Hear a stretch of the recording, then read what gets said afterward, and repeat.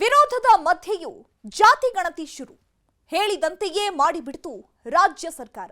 ಸೋಮವಾರ ಮಂಗಳವಾರ ಎಷ್ಟು ಕಡೆ ಆಯ್ತು ಸಮೀಕ್ಷೆ, ಏನೆಲ್ಲ ಆಯ್ತು? ಮೊದಲ ದಿನದ ಟಾರ್ಗೆಟ್ 20 ಲಕ್ಷ ಕುಟುಂಬ. ಆದ್ರೆ ಆಗಿತ್ತೆಷ್ಟು? ಸತ್ತವರ ಬಗ್ಗೆ ಗೊಂದಲ, ಟೆಕ್ನಿಕಲ್ ಎರರ್. ಗೊಂದಲದ ಗೂಡಾಯ್ತಾ ಜಾತಿ ಸಮೀಕ್ಷೆ? ಜಾತಿ ಗಣತಿ ಸಮೀಕ್ಷೆ ಬಗ್ಗೆ ಹೈಕೋರ್ಟ್ ಹೇಳಿದ್ದೇನು? ಮನೆ ಮಾಹಿತಿ ತೆಗೆದುಕೊಳ್ಳುವಾಗ ನಮ್ಗೆ ಬಹಳ ವಿಳಂಬ ಆಗ್ತಾ ಇದೆ ಸರ್. ಯಾಕಂದರೆ ಸರ್ವರ್ ಸಮಸ್ಯೆ ಒಂದು, ಎರಡನೇದ್ದು ಒಂದು ಮನೆಯಲ್ಲಿ 10 ಜನ ಇದ್ದರೆ 10 ಜನಕ್ಕೂ ನಾವು 40 ಪ್ರಶ್ನೆಗಳನ್ನು ಕೇಳಬೇಕಾಗುತ್ತೆ. ಲಿಂಗಾಯತ ಕ್ರಿಶ್ಚಿಯನ್ ಅಂತ, ಕುರುಬ ಕ್ರಿಶ್ಚಿಯನ್ ಅಂತ, ಅಲ್ಲಿದೊಂದು ಒಕ್ಕಲಿಗೆ ಕ್ರಿಶ್ಚಿಯನ್ ಅಂತ. ಇವ್ರನ್ನ ಅದು ಎದರಲ್ಲಿ ಹೊಡಿಬೇಕು ಅವ್ರು? ಹಂಗೆ ಯಾವ ಜಾತಿ ಅದಾವ ಅಂದ್ರೆ ಜಗತ್ನ. ಬ್ರಾಹ್ಮಣರು ಕ್ರಿಶ್ಚಿಯನ್ ಅಂತ ಹೋಗಿ ಕಪಾಳಿ ಹೊಡಿಬೇಕು. ಅಯೋಗ್ಯ ನನ್ನ ಮಗ ಯಾವ ಮಾಡ್ಯಾನಲ್ಲ ಆಯೋಗದವ. 2013ರಲ್ಲಿ ಕೂಡ ಲಿಂಗಾಯತರನ್ನ ಮತ್ತು ವೀರಶೈವರು ಅನ್ನುವಂಥದ್ದನ್ನ ಹೊಡೆಯುವಂಥದ್ದು ಮಾಡಿದ್ರು. ಈಗ ಮತ್ತೆ ಎಲ್ಲ ಜಾತಿಗಳನ್ನು ಒಳಕ್ಕೆ ಹೊರಟಿದ್ದಾರೆ. ಇವತ್ತು ನಮ್ಮ ಸಮಾಜದಲ್ಲಿ ಯಾವುದೋ ಒಂದು ಜಾತಿ, ಆ ಜಾತಿಗೆ ಕ್ರಿಶ್ಚಿಯನ್ ಕನ್ವರ್ಟ್ ಆಗಿದ್ದಾನೆ, ಅವ್ರು ಇಟ್ಕೊಳ್ತಾರೆ. ಈಗ ದಲಿತ್ ಕ್ರಿಶ್ಚಿಯನ್ ಅಂತ ಇಟ್ಕೊಂಡು ಅವರೇನು ಬರ್ಕೊಂಡಿಲ್ಲ, ಆದರೆ ಅದು ರೂಢಿಯಲ್ಲಿ ಬಂದ್ಬಿಟ್ಟಿದೆ. ಕ್ರಿಶ್ಚಿಯನ್ ಕನ್ವರ್ಟ್ ಆದರೂ ಕೂಡ ಅವನು ದಲಿತ್ ಕ್ರಿಶ್ಚಿಯನ್ ಅಂತ ಕರೀತಾರೆ.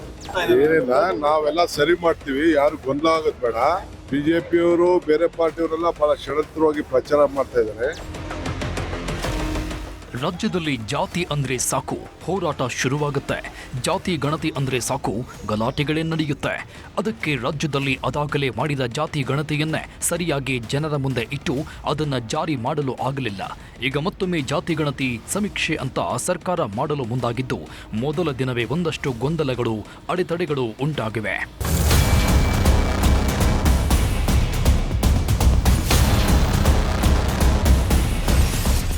20 ಲಕ್ಷ ಮೊದಲ ದಿನದ ಗುರಿ, 10,000 ಗಣತಿ ಮಾತ್ರ ಆಯ್ತಾ?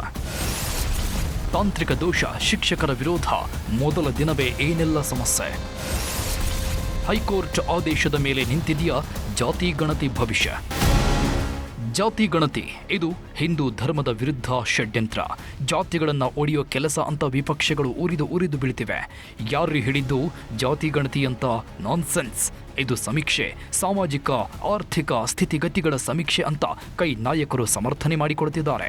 ಒಂದು ಕಡೆ ವಿರೋಧ, ಮತ್ತೊಂದು ಕಡೆ ಕೋರ್ಟ್ ಕೇಸ್. ಈ ಎಲ್ಲ ಸಮಸ್ಯೆಗಳ ನಡುವೆಯೇ ಸೋಮವಾರ ಸಮೀಕ್ಷೆ ಶುರುವಾಗಿದ್ದು, ಮೊದಲ ದಿನದ ಕೆಲಸ ಗೊಂದಲದ ಗೂಡಾಗಿದೆ. ಕೆಲವು ಕಡೆ ಜಾತಿ ಗಣತಿಯನ್ನು ವಿರೋಧಿಸಿ ಗಲಾಟೆಗಳೇ ಆಗಿವೆ.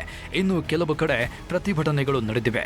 ಕೆಲವು ಸಮುದಾಯಗಳು ನಮ್ಮನ್ನ ಗಣತಿಗೆ ಪರಿಗಣನೆ ಮಾಡಿಲ್ಲ ಅಂತ ಹೇಳಿ ಆಕ್ರೋಶ ವ್ಯಕ್ತಪಡಿಸಿದ್ರೆ, ಇನ್ನು ಕೆಲವರು ಸಮೀಕ್ಷೆಯಲ್ಲಿ ಭಾಗವಹಿಸಲ್ಲ ಅಂತ ಪಟ್ಟು ಹಿಡಿದಿದ್ದಾರೆ.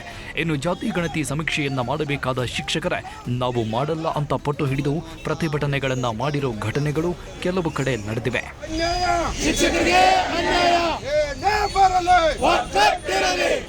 ಸರ್ಕಾರ ಮಾಡಿದ ಜಾತಿ ಗಣತಿಗೆ ವಿರೋಧ ಪಕ್ಷಗಳು ವಿರೋಧ ವ್ಯಕ್ತಪಡಿಸಿದ್ವು. ಜಾತಿ ಗಣತಿ ಜಾರಿ ಆಗಬಾರದು ಅಂತ ವಿರೋಧ ಮಾಡಿದ್ರು.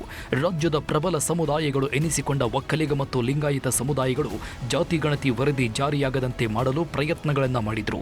ಸಭೆಗಳನ್ನು ಮಾಡಿ ಸಮುದಾಯದ ಮುಖಂಡರನ್ನ ಸೇರಿಸಿ ಸರ್ಕಾರದ ವಿರುದ್ಧ ಆಕ್ರೋಶ ವ್ಯಕ್ತಪಡಿಸಿದ್ರು. ಜಾತಿ ಗಣತಿ ಸರಿಯಾಗಿ ಆಗಿಲ್ಲ, ಮತ್ತೊಮ್ಮೆ ಮಾಡಬೇಕು ಅಂತ ಹೇಳಿದ್ರು. ಈಗ ಸರ್ಕಾರ ಜಾತಿ ಗಣತಿ ಅಂತ ಹೆಸರು ಹೇಳದೆ ಸಾಮಾಜಿಕ ಆರ್ಥಿಕ ಸಮೀಕ್ಷೆ ಅಂತ ಮತ್ತೊಮ್ಮೆ ಜಾತಿ ಗಣತಿಯನ್ನ ಶುರು ಮಾಡಿದೆ. ಆದರೆ ಈ ಹಿಂದೆ ಹೊಸದಾಗಿ ಗಣತಿ ಮಾಡಿ ಎಂದಿದ್ದವರೇ ಈಗ ಹೊಸ ಸಮೀಕ್ಷೆಗೂ ವಿರೋಧ ವ್ಯಕ್ತಪಡಿಸ್ತಾ ಇದ್ದಾರೆ. ವಿವಿಧ ಕಾರಣಗಳನ್ನು ಹೇಳಿ ಸಮೀಕ್ಷೆ ನಿಲ್ಲಿಸಬೇಕು ಅಂತ ಒತ್ತಾಯ ಮಾಡ್ತಿದ್ದಾರೆ.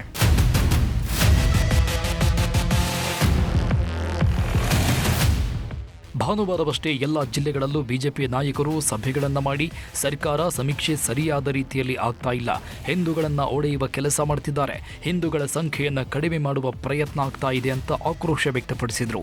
ಜಾತಿಗಳ ನಂತರ ಕ್ರಿಶ್ಚಿಯನ್ ಅಂತ ಲಿಸ್ಟ್ನಲ್ಲಿ ಸೇರಿಸಲಾಗಿದೆ.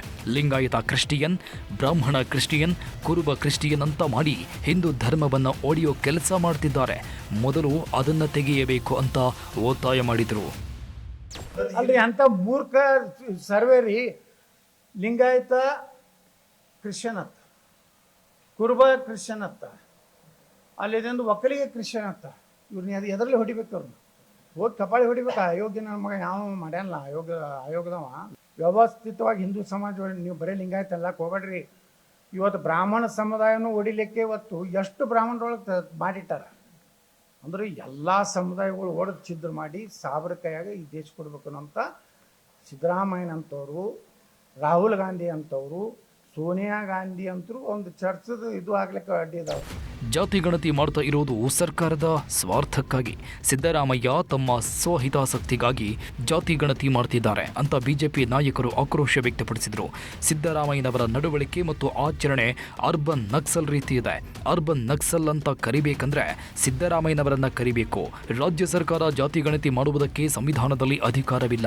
2026ರ ಜನವರಿಯಿಂದ ಕೇಂದ್ರ ಸರ್ಕಾರ ದೇಶದಾದ್ಯಂತ ಜಾತಿ ಗಣತಿ ಮಾಡಲಿದೆ. ಕೇಂದ್ರ ಸರ್ಕಾರದ ಜಾತಿ ಗಣತಿ ಬಳಿಕ ಸಾಮಾಜಿಕ ಮತ್ತು ಶೈಕ್ಷಣಿಕ ಸಮೀಕ್ಷೆ ಮಾಡಿದರೆ ನಮ್ಮದು ಅಭ್ಯಂತರವಿಲ್ಲ. ಹಾಗಾಗಿ ಜಾತಿ ಗಣತಿಯನ್ನ ಮುಂದೂಡಬೇಕು ಅಂತ ಭಗವಂತ ಖೂಬಾ ಒತ್ತಾಯ ಮಾಡಿದ್ದಾರೆ. ಈ ಜಾತಿ ಗಣತಿಯನ್ನ ಮುಂದೂಡಬೇಕು.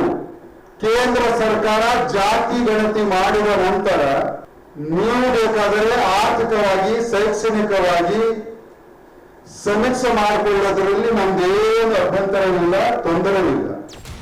ಸಿದ್ದರಾಮಯ್ಯ ತಮಗೆ ತಮ್ಮ ಕುರ್ಚಿಗೆ ಕಂಟಕ ಬಂದಾಗೆಲ್ಲ ಜಾತಿಗಳನ್ನು ನೆನಪು ಮಾಡಿಕೊಡ್ತಾರೆ. ಈಗ ರಾಜ್ಯದಲ್ಲಿ ಜಾತಿ ಗಣತಿ ಮಾಡ್ತಾ ಇರೋದು ಹಿಂದೂ ಧರ್ಮಗಳನ್ನು ಒಡೆಯಲು. Vokkaliga Christian, Ganiga Christian, Lingayat Christian ಅಂತ ಮಾಡಿ ಮೀಸಲಾತಿಯನ್ನ ಕಿತ್ತುಕೊಳ್ಳುವ ಕೆಲಸ ಮಾಡ್ತಿದ್ದಾರೆ. ಇದು ಷಡ್ಯಂತ್ರ ಅಂತ ಬಿಜೆಪಿ ನಾಯಕರು ಆರೋಪಿಸಿದ್ರು. ಕರ್ನಾಟಕ ರಾಜ್ಯದಲ್ಲಿ ಸಿದ್ದರಾಮಯ್ಯ ಅವರು ಯಾವ್ಯಾವಾಗ ಫೈಲರ್ ಆಗ್ತಾರೆ, ಆ ಎಲ್ಲ ಸಂದರ್ಭದಲ್ಲಿ ಅವ್ರಿಗಿರುವಂತ ಅಸ್ತ್ರ ಜಾತಿ. 2013ರಲ್ಲಿ ಕೂಡ ಲಿಂಗಾಯತರನ್ನ ಮತ್ತು ವೀರಶೈವರು ಅನ್ನುವಂಥದ್ದನ್ನ ಒಡೆಯುವಂಥದ್ದು ಮಾಡಿದ್ರು. ಈಗ ಮತ್ತೆ ಎಲ್ಲ ಜಾತಿಗಳನ್ನು ಒಡಕ್ಕೆ ಹೊರಟಿದ್ದಾರೆ. ಒಕ್ಕಲಿಗ ಕ್ರಿಶ್ಚಿಯನು, ಲಿಂಗಾಯತ ಕ್ರಿಶ್ಚಿಯನು, ಗಾಣಿಗ ಕ್ರಿಶ್ಚಿಯನು, ನೇಕಾರ ಕ್ರಿಶ್ಚಿಯನ್ ಎಲ್ಲಿಂದ ಬಂದ್ರಪ್ಪ ಇವರು? ಯಾಕೆ ಇದನ್ನು ಈ ತರ ಮಾಡ್ತಾ ಇದ್ದೀರಿ ನೀವು? ಇದರ ಷಡ್ಯಂತ್ರ ಇರುವಂಥದ್ದು ನಮ್ಮ ರಿಸರ್ವೇಶನ್ ಅನ್ನ ಕಿತ್ಕೊಳ್ಳಕ್ಕೆ. ರಾಜ್ಯದಾದ್ಯಂತ ಆರ್ಥಿಕ ಸಾಮಾಜಿಕ ಸ್ಥಿತಿಗತಿಗಳನ್ನು ತಿಳಿದುಕೊಳ್ಳಲು ಸಮೀಕ್ಷೆ ಮಾಡ್ತಾ ಇದ್ದೇವೆ ಅಂತ ಹೇಳ್ತಾ ಇರೋ ಸರ್ಕಾರ ಸಮೀಕ್ಷೆ ಮಾಡಿಕೊಳ್ಳಲು ಸಿದ್ಧ ಮಾಡಿರೋ ಪಟ್ಟಿಯಲ್ಲಿ ಸಾಕಷ್ಟು ಉಪಜಾತಿಗಳ ಕಾಲ ಮಾಡಿತ್ತು. ಮತಾಂತರ ಆಗಿರೋ ಜಾತಿಗಳನ್ನು ತಿಳಿಯಲು ಲಿಂಗಾಯತ ಕ್ರಿಶ್ಚಿಯನ್, ಒಕ್ಕಲಿಗ ಕ್ರಿಶ್ಚಿಯನ್, ದಲಿತ ಕ್ರಿಶ್ಚಿಯನ್ ಅಂತ ಕಾಲಂಗಳನ್ನು ಮಾಡಿತ್ತು. ಇದಕ್ಕೆ ಈಗ ತೀವ್ರ ವಿರೋಧ ವ್ಯಕ್ತವಾಗ್ತಾ ಇದ್ದು ಬಿಜೆಪಿ ನಾಯಕರು ಕಾಂಗ್ರೆಸ್ ಸರ್ಕಾರದ ವಿರುದ್ಧ, ಸಿಎಂ ಸಿದ್ದರಾಮಯ್ಯ ವಿರುದ್ಧ ಸಿಡಿದೆದ್ದಿದ್ದಾರೆ. ಇದು ಒಂದು ದೊಡ್ಡ ಷಡ್ಯಂತ್ರ ಅಂತ ಹೇಳ್ತಾ ಇದ್ದಾರೆ. ರಾಜ್ಯ ಸರ್ಕಾರ ದಲಿತರ ಹಣವನ್ನು ದುರುಪಯೋಗ ಮಾಡಿಕೊಂಡಿದ್ದಾರೆ.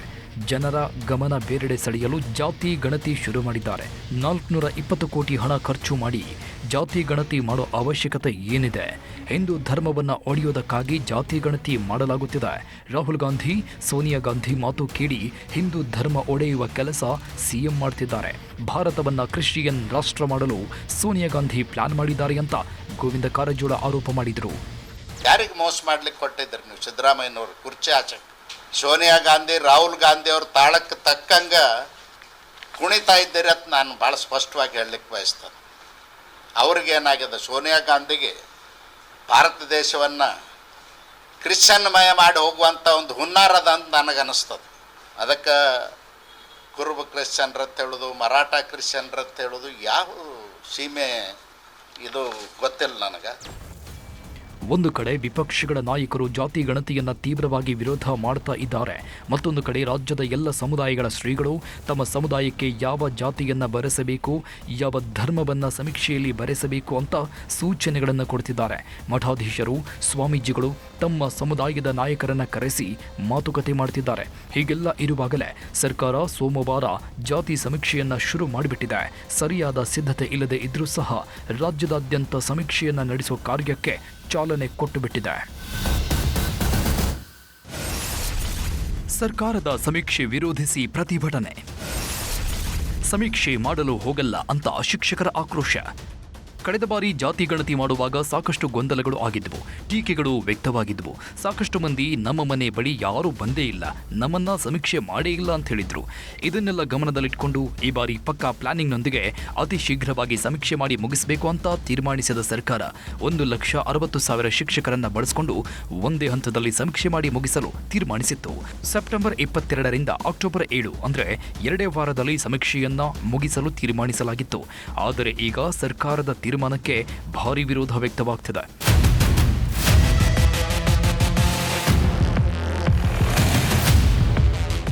ಸರ್ಕಾರ ಜಾತಿ ಗಣತಿಗೆ ಕಡಿಮೆ ಅವಧಿಯನ್ನ ನಿಗದಿಪಡಿಸಿದೆ. ದಸರಾ ರಜೆ ಆಗಿರೋದ್ರಿಂದ ಕೆಲವು ಕುಟುಂಬಗಳು ಬೇರೆ ಕಡೆ ಹೋಗಿರ್ತಾರೆ, ಮನೆಗಳಲ್ಲಿ ಇರೋದಿಲ್ಲ. ಹಾಗಾಗಿ ಸಮೀಕ್ಷೆ ಮಾಡುವ ದಿನಗಳನ್ನು ವಿಸ್ತರಿಸಬೇಕು ಅಂತ ಕೆಲವರು ಒತ್ತಾಯ ಮಾಡಿದ್ದಾರೆ.